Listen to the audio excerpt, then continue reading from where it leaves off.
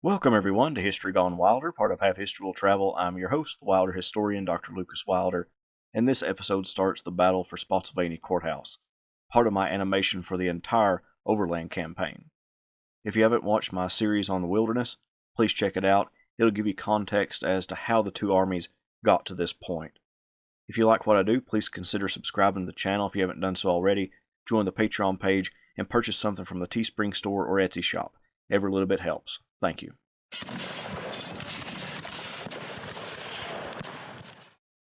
The Battle of the Wilderness ended on May 6th. Ulysses S. Grant, commander of all Union forces and making his headquarters with the Army of the Potomac, now had a decision to make.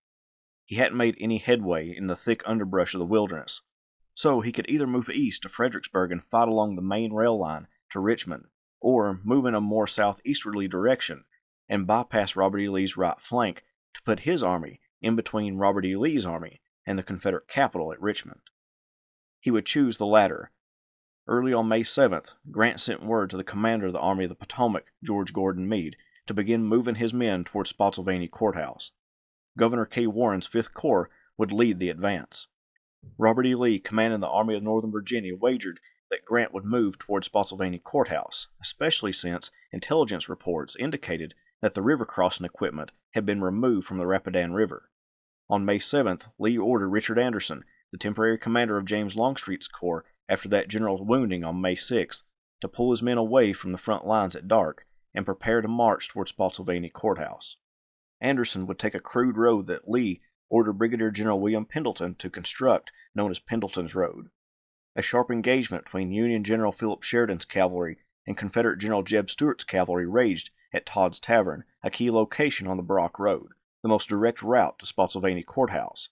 Union cavalry controlled Todd Tavern, but Confederate cavalry remained on the Brock Road, blocking the path for the Union's 5th Corps.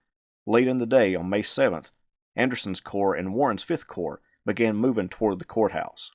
Fitzhugh Lee and his cavalry guarded the intersection of the Brock Road and the Old Courthouse Road, but Federal horsemen were behind him, already at Spotsylvania Court House. Anderson's Corps, led by Joseph Kershaw's division, was approaching the intersection to help Lee's cavalry. The Confederate cavalrymen, oversaw by their corps commander Jeb Stuart and their division commander Fitzhugh Lee, cut down small pine trees to form a breastwork to defend against the approaching Union infantry. Warren's 5th Corps was now going to attempt to capture the intersection leading to Spotsylvania Court House. The 3rd and 2nd South Carolina arrived first and took the place of the rebel horsemen. Lyle's brigade of Robinson's division met stiff resistance from the Confederate infantry. The withering fire from the South Carolinians forced Lyle's men back, even before some of them came into battle line, but there were more blue troops coming. A member of the 2nd South Carolina remembered that when Union troops reached a large wild cherry tree on the right side of the road, the 3rd fired a solid and withering volley into it, and this was quickly followed by a similar volley by our regiment. The Federals seemed completely surprised, staggered, and as we continued our rain of lead into their ranks, broke and retreated in great disorder down the hill and took shelter in a woods in their rear. More rebels were making their way to the scene of the engagement.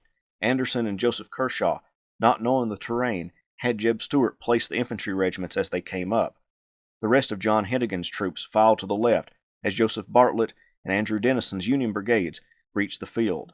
The Marylanders under Dennison were just as surprised to see Confederate infantry as Lyle's men were, and in a rush to attack, intermingled into a solid mass.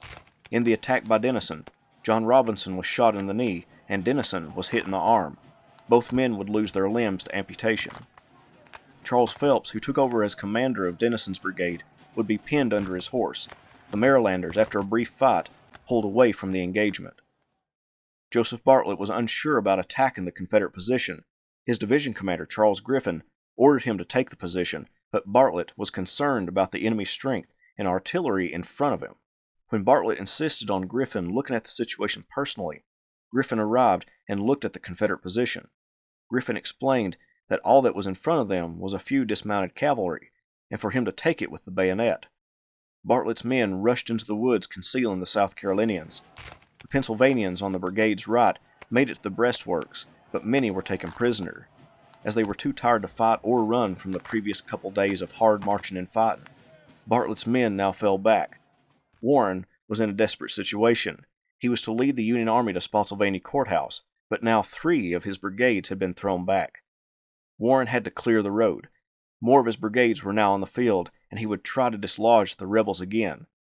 Romaine Ayres's brigade advanced at a diagonal, with Swatzer's 62nd Pennsylvania on their right, at almost a perpendicular angle to the Confederates, who threw flanking fire into the Union ranks.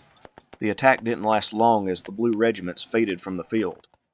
Warren now only had Jacob Swatzer's brigade and Richard Coulter's brigade available to attack, but Swatzer's brigade was spread out, guarding artillery batteries, so Coulter was left to attack the Confederate works.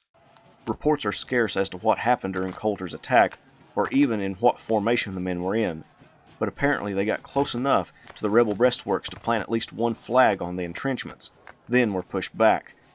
To the southeast, Wilson's cavalry, who stayed in control of Spotsylvania Court House during the opening phase of the engagement, would lose control of the location when Goodbrine and William Wofford's brigades approached from the south, which made Confederate control of the Brock Road and the Old Courthouse Road intersection more secure. Lysander Cutler, former commander of the Iron Brigade, now rode at the head of William Wadsworth's division when that division commander got mortally wounded in the Wilderness. The division now marched down the Brock Road, ready to be fed into the fortified Confederate position. More than just the Union division under Cutler made it to the field. Charles Field's division of Anderson's corps also made it to the intersection of the Old Courthouse Road and the Brock Road, bent on preventing Grant from getting to the courthouse. When the 3 brigades of Cutler attacked, each brigade faced trouble. Rice's front line, made up of the 95th New York and the 52nd Pennsylvania, got turned back from the Spindle Farm amidst the burning of the Spindle home, which had been targeted by Confederate artillery because Union sharpshooters used it as a concealed location to fire on the rebel lines. Edward Bragg and William Robinson ran into part of William Perry's Alabama Brigade, who had also advanced against the approaching Federal soldiers.